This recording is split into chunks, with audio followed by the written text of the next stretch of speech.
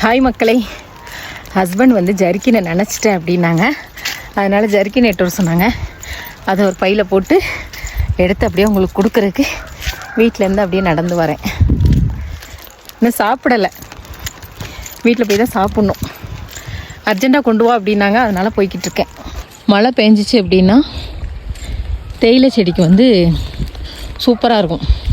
கொழுந்து நல்லா வளரும் பாருங்கள், பச்சை பசேன்னு. இந்த தேயிலை செடியில் க்ரீன் அப்படிங்கிறது அது ஒரே க்ரீனாக தெரியாது பாருங்கள். க்ரீன்லேயே பல வகையாக தெரியும். Light green, dark green, mild green, இந்த மாதிரி நிறைய க்ரீன் தெரியும். பார்க்கவே அழகாக இருக்கும். ஹஸ்பண்டுக்கு வந்து அங்கே தான் வேலை, ஆஃபீஸ் கிட்ட அந்த ஷெட்டு, கார் ஷெட்டு. அங்கேருந்து அப்படி சுற்றி சர்ச் வழியாக நடந்து அப்படியே இப்படி போகிறேன்.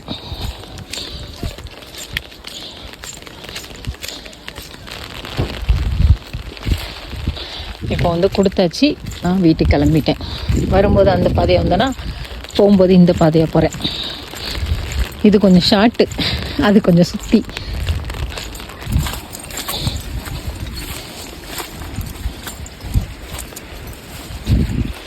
நம்ம வீடு அங்கே இருக்குது, அந்த லைன்ஸ் கீழே இந்த ஃபஸ்ட் லைன்ஸ்.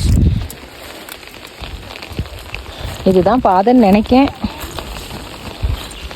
ஆனால் இந்த காட்டிலலாம் வேலை செய்கிறாங்க பார்த்தீங்க, அதெல்லாம் ரொம்ப கஷ்டம். ஒந்தி,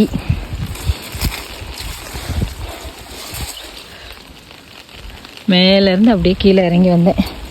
காட்டில் வேலை செய்கிறவங்களாம் ரொம்ப பாவங்க. ஒந்தி சந்தியெல்லாம் ஏறி கொழுந்து வெட்டணும், ரொம்ப கஷ்டம். மழை பெஞ்சிருச்சுன்னா அட்டை செம்மையாக பிடிங்கிரும் நம்மளை.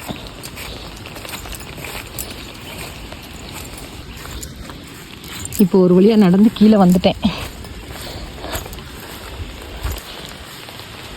நம்ம அந்த தேயிலை செடிக்குள்ளே போகிறோம் பார்த்தீங்களா, செடியை வந்து நம்ம மிதிக்கக்கூடாது, செடியை வந்து நஷ்டப்படுத்தக்கூடாது. அப்புறம் இன்னும் கீழே போகணும். தெரியுதா உங்களுக்கு? மேலேருந்து அந்த வழியாக சுற்றி அப்படி வந்தாச்சு. நான் இந்த விரலுக்கு இடையில தான் அட்டையே இருக்கும்.